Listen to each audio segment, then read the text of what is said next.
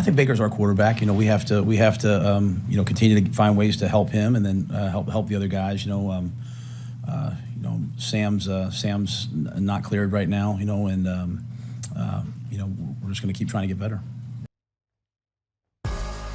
That was Matt Rule today, saying Baker's still the guy despite having more batted balls than Aaron Judge in a cut-in this weekend. 10 batted balls at the line of scrimmage for Baker Mayfield this season. That's 3 more than anybody else in the National Football League.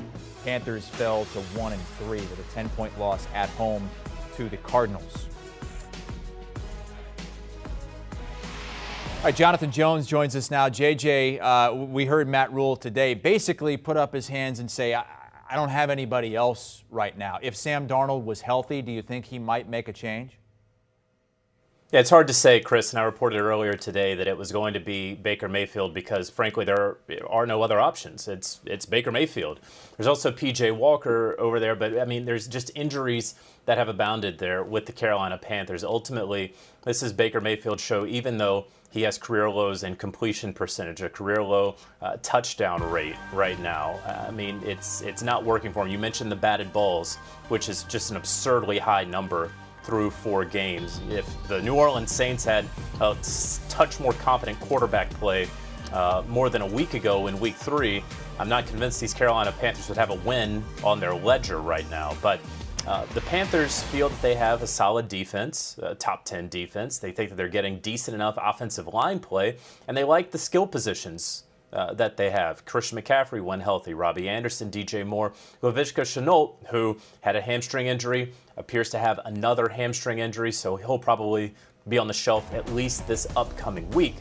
But you look here at the Panthers' schedule, and it's not getting any easier, right? This was the time, the first 4 weeks of the season was time for the Panthers to make their hay, because you look at the next 3 weeks, and that's 3 of the 4 championship game participants last season, right? The Niners and the Rams, of course, and then you have the Buccaneers. And so it's going to be difficult moving forward, 3 of the past 2 years, rather. And so it's going to be difficult for Baker Mayfield. There's no real elixir for how the Panthers are going to be able to turn this around, certainly with this schedule staring them in the face. If Sam Darnold, to ultimately answer your question, Sam Darnold was healthy in July and August. He was given every opportunity to win the quarterback job. Baker Mayfield won it, and won it pretty early and pretty handily. And so if Sam Darnold were healthy enough, I'm not entirely sure that over the past couple of weeks that Sam Darnold would have shown them any more than he showed them during training camp, where he lost the job. So it's difficult to say. Right now, the Carolina Panthers have thrown so many resources the last couple of years at the quarterback position, after releasing Cam Newton, of course, getting Teddy Bridgewater, and then disposing of him, getting Sam Darnold and initiating that 5th-year option, trading for Baker Mayfield. They don't have any more capital to go out there and give for a quarterback right now. And so their commitment to these 2 quarterbacks ultimately ends at the end of this year. And as far as it's going right now, it would certainly be a surprise to all involved if either one of those 2 players, Baker Mayfield or Sam Darnold, is starting for the Carolina Panthers in 2023. A team and an organization that could look a lot different next season. Do you expect Matt Rule to be there? Next season, he'd have to do a great deal here, certainly in October. Again, we talk about the Niners, the Rams, the Buccaneers. That's an incredibly difficult slate right now for a coach who, I don't know if you could even argue that the seat is hotter under him than anyone else in the NFL. And so, again, they are 1-3 right now. They can't really win a game when their defense gives up 17 or more points. They haven't been able to figure out the quarterback position. He's been integral in trying to figure out the quarterback position since he got there. And the noise is growing very, very loud there. I can tell you that Panthers owner David Tepper was not moved to make any move at the head coach position in the first month of the season. Obviously, we've been through the first month, and he did not do that. But if you go out there and you get embarrassed against some elite NFC teams, defending Super Bowl champs, a division opponent, and the Tampa Bay Buccaneers, Then you have Atlanta after. I'm not sure that it's going to last throughout October if they continue to rack up L's, if they continue to do so in somewhat embarrassing or in embarrassing fashion. So time will ultimately tell, but I don't think that anyone in Carolina or within the building of the Panthers organization is ignorant to the fact that the clock is absolutely ticking on Matt Rule. Moving to another 1-3 team, Mike Tomlin and the Steelers. Now, they made the move. They benched Mitch Trubisky.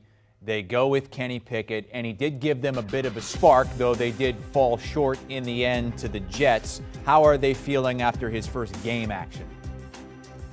Well, you mentioned it. There was the spark, and it felt good that he's able to go out there and sling the ball down the field, which has really been the bugaboo for these Pittsburgh Steelers. And there's a legitimate question, Chris, of whether it was Mitch Trubisky or whether it was Matt Canada, or if it was some combination of both of them, the scheme and the guy who was pulling the trigger over there, of why they weren't stretching the field a little bit, pushing the football more down the field. I can tell you, and Mike Tomlin essentially said this, and Kenny Pickett said it after the game, there wasn't a clear indication leading up to this past week that, hey, if Mitch Trubisky struggles in this game, that a switch will be made. I think going back even to last week, Mitch Trubisky sort of got a bad rap after that Browns game. I didn't think that he played all that poorly. I think that his receivers on a few occasions really let him down. His numbers would have been better.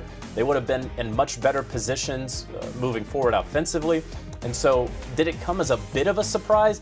I think in the context of recent history, it did come as a bit of a surprise. If you had told me, back in July that, hey, by week 4, Mike Tomlin's going to make a move to put the rookie in, I would have told you, yeah, sure. And so, yes, he gave them the spark, and you're going to see on his ledger 3 interceptions. Well, the first one was a tip ball, really was not his fault. The third one was a Hail Mary, not his fault. Who cares? The second one was probably his fault. Pat Freiermuth tried to take some of the blame there as well. So we can chalk that up in the gray area. But, he got the 2 touchdowns on the ground. There is that spark, and I think really the genie may very well be out of the bottle here for the Pittsburgh Steelers. You go to Kenny Pickett. I think Mike Tomlin's been around long enough to know that that toothpaste isn't really going back in the tube now that you have made that move to Kenny Pickett. But we've never really seen Mike Tomlin. This is the first year we've seen him with a quarterback competition, a true one. He was always blessed with Ben Roethlisberger there. And so might he press a couple of buttons like we saw, let's say, Brian Flores last season with the Miami Dolphins? Well, who do you know who's on the Pittsburgh Steelers staff who Mike Tomlin leans into a lot is Brian Flores. We'll see as the week goes along. Right now, Mike Tomlin very much playing things close to the vest. They've lost 3 straight after stealing 1 in Cincinnati to start, and the schedule gets even tougher at the Bills this week, then Bucks, then Dolphins, then Eagles. Yikes. It is not going to be easy for Kenny Pickett and the Steelers moving forward. Jonathan Jones with us here on CBS Sports HQ. Looking ahead to Week 5, we do have one more game tonight, 49ers and Rams. But in Week 5, the Rams right now 4.5-point favorites against the Cowboys. That's a Sunday afternoon game. The Sunday nighter, Ravens 3-point favorites at home against the Bengals. Both of those teams 2-2, but feeling much differently. The Bengals feeling a lot better. Ravens just blew another 3-score lead for the second time in 3 weeks. Do you want a sports network that delivers everything that matters about the game? The highlights, the picks, the instant analysis, no yelling, no fake debates, no politics. Hit the subscribe button and never miss a moment.